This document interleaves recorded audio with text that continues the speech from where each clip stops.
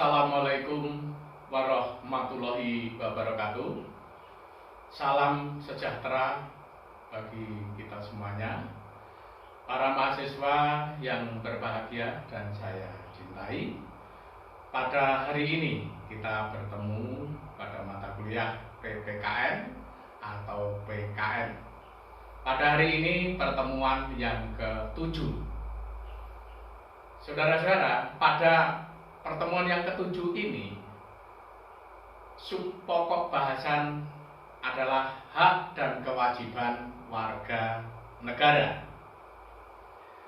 Saudara-saudara mahasiswa, kompetensi yang diharapkan setelah mengikuti proses perkuliahan atau pembelajaran, mahasiswa diharapkan mampu menganalisis dan mengidentifikasi hak dan kewajiban warga negara dalam konteks kehidupan berbangsa dan bernegara. Nah, pada hari ini Pak Sis akan memberikan gambaran-gambaran mengenai hak dan kewajiban warga negara, yaitu mengenai pengertian hak dan kewajiban, nanti pengertian warga negara, pengertian bangsa, unsur-unsur negara, sifat-sifat negara, asas-asas kewarganegaraan, macam-macam hak dan kewajiban warga negara menurut Undang-Undang Dasar 1945.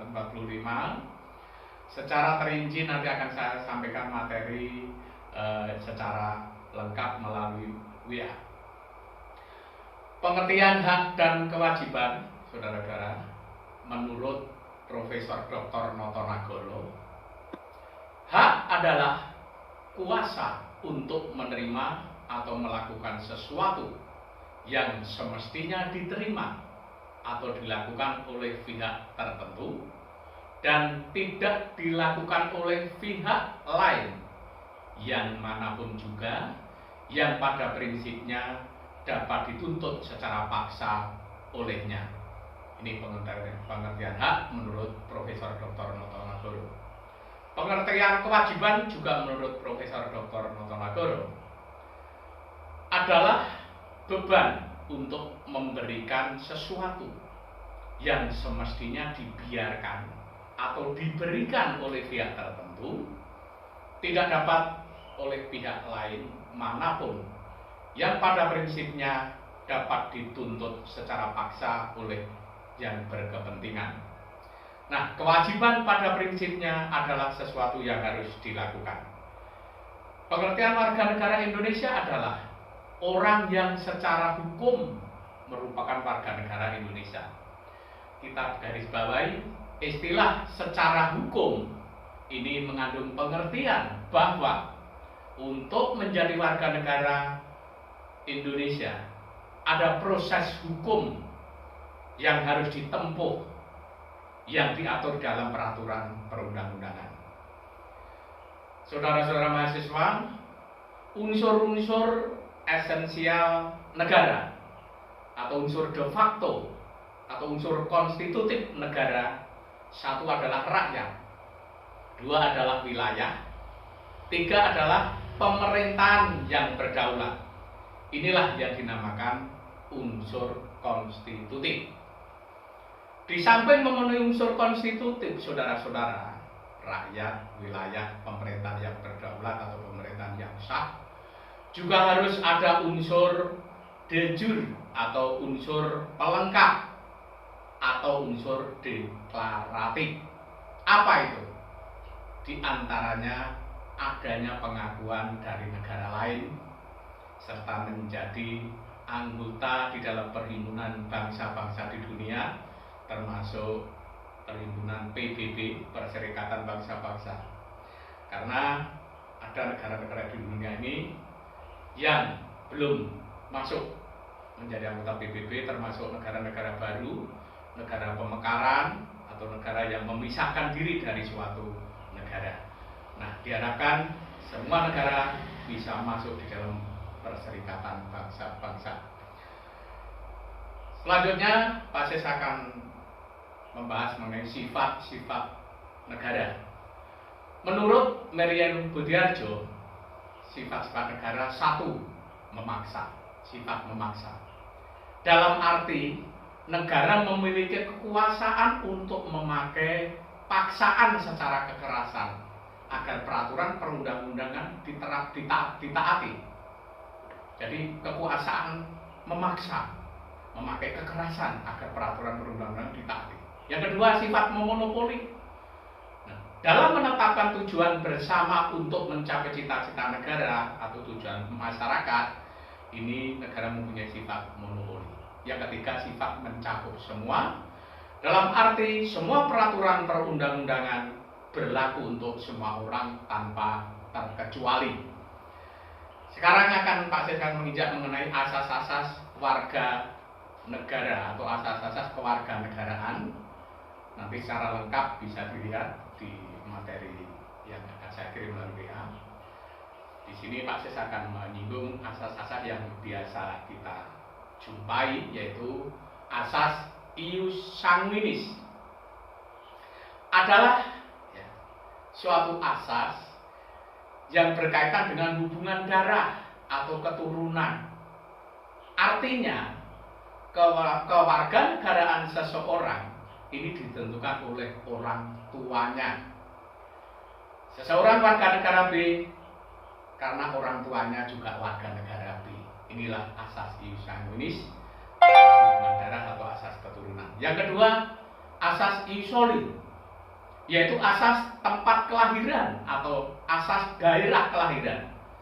Artinya bahwa status kewarganegaraan negara seseorang ditentukan oleh tempat kelahiran di negara A tersebut. Lalu bipatrit, dwi kewarganegaraan, kewarganegaraan ganda. Mengapa terjadi bipatrit? Karena adanya asas ius soli, ius sanguinis akan berdampak terjadinya bipatrit atau dwi kewarganegaraan. Contohnya apa? Misalkan Adi dan Ani suami istri berstatus warganegaraan, menganut asas ius sanguinis, berdomisili di negara B, sehingga di negara B melahirkan seorang anak di negara B. Negara B tersebut menganut asas ius soli. Maka anak tersebut diakui sebagai warga negara B dan juga diakui sebagai warga negara A. Sehingga anak tersebut memiliki kewarganegaraan ganda. Kewarganegaraan ganda atau dwi kewarganegaraan. Yang keempat, apatrid, tanpa kewarganegaraan. Hal ini karena ada asas ius sanguinis, asas ius soli. Contoh, Agus dan Ira ini suami istri, warga negara B, menganut asas ius soli, berdomisili di negara A dan melahirkan anak. Padahal negara A menganut asas ius sanguinis. Nah, anak tersebut di negara A tidak diakui sebagai warga negaranya karena orang tuanya bukan warga negara A. Begitupun di negara B, anak tersebut juga tidak diakui sebagai warga negaranya karena anak tersebut lahir di negara lain. Dengan demikian, anak tersebut tidak memiliki kewarganegaraan atau apatrid. Nah, yang kelima, bisa secara kewarganegaraan atau naturalisasi. Naturalisasi ini proses menjadi warga negara lain, berubahnya warga negara seseorang. Saudara-saudara mahasiswa yang berbahagia, selanjutnya Pak Sis akan menyampaikan materi hak dan kewajiban warga negara Indonesia menurut Undang-Undang Dasar 1945 yang telah diamandemen. Karena apa?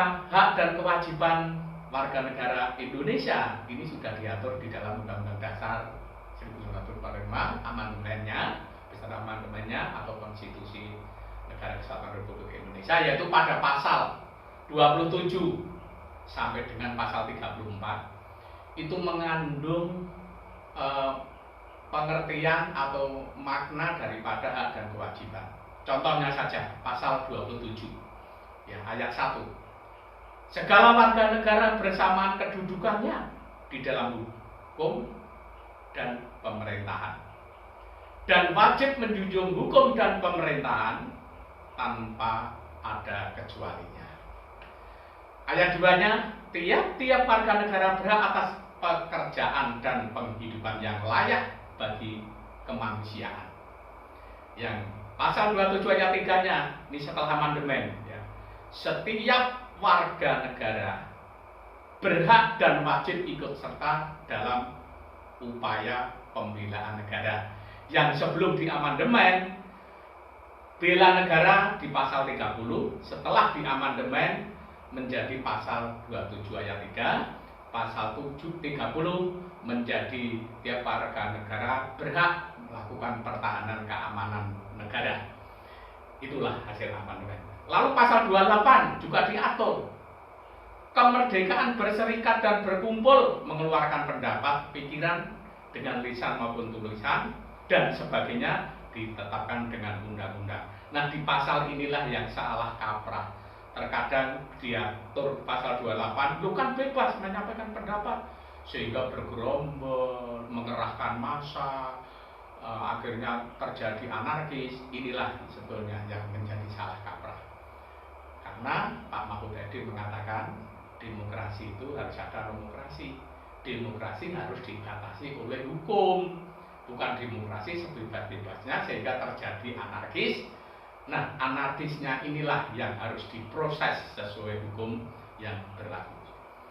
Saudara-saudara, pasal 28, nah ini pasal 28 ini ada pasal sampai A sampai dengan 28J, ada 10 ini. Ini juga memuat tentang hak dan kewajiban warga negara, nanti bisa buka di UUD 45-nya atau materi ini. Pasal 29 ayat 1-nya, negara berdasarkan atas ketuhanan yang Maha Esa. Ayat 2-nya, negara menjamin kemerdekaan tiap-tiap penduduk untuk memeluk agamanya masing-masing. Lalu saya lanjut langkah langsung ke pasal 34, pasal yang mengatur hak dan kewajiban, di mana pasal 34 ditegaskan fakir miskin, ya, dan anak-anak terlantar itu dipelihara oleh negara.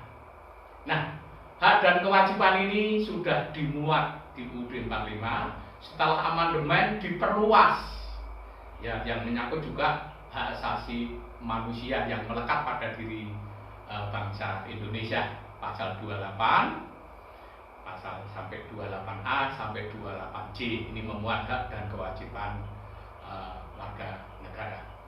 Itulah saudara-saudara, marilah selaku warga negara kita jangan hanya menuntut hak, tetapi kita harus juga kewajiban kita harus kita berikan kepada bangsa dan negara. Ada keseimbangan, jangan haknya saja tapi kewajibannya juga. Begitupun negara itu juga punya hak dan kewajiban terhadap rakyatnya. Oleh karena itu, sekali lagi, setiap warga negara sekali lagi sudah ditegaskan di pasal 27 ayat 3, setiap warga negara berhak wajib ikut serta dalam usaha pembelaan negara. Nah, bela negara inilah saudara-saudara. Karena apa? Setiap warga negara melakukan pembelaan negara menurut kemampuan, menurut profesi masing-masing. Pasal 30 diatur setiap warga negara berhak melakukan pertahanan dan keamanan negara. Karena sistem pertahanan keamanan negara kita adalah sistem pertahanan rakyat semesta. Artinya di samping TNI Polri, rakyat ikut terlibat di dalam pertahanan keamanan negara. Oleh karena itu, mari kita menjadi warga negara yang baik. Saudara-saudara mahasiswa, saya kira itu gambaran umum, sekilas gambaran umum tentang hak dan kewajiban warga negara. Nanti akan saya kirim secara lengkapnya pengertian negara, pengertian bangsa, pengertian warga negara, asas-asas kewarganegaraan, macam-macam tentang kewarganegaraan menurut Undang-Undang Dasar 45 secara lengkap akan saya kirim. Saya kira itu saudara-saudara mahasiswa gambaran tentang hak dan kewajiban warga negara yang mana nanti sudah akan saya sampaikan secara lengkap. Sekali lagi saya pesan para mahasiswa agar selalu menjaga protokol kesehatan, jangan disepelekan karena apa? Kita harus segera keluar dari COVID-19. Salah satunya adalah protokol kesehatan harus diterapkan. Mudah-mudahan saudara-saudara mahasiswa di rumah semuanya selalu sehat, tidak bergerombol, ya tidak bepergian kalau tidak perlu. Semoga Allah Subhanahu wa Ta'ala telah melindungi kita, mengayomi kita sehingga segala langkah kita menjadi barokah. Demikian akhirul kalam. Wassalamualaikum warahmatullahi wabarakatuh.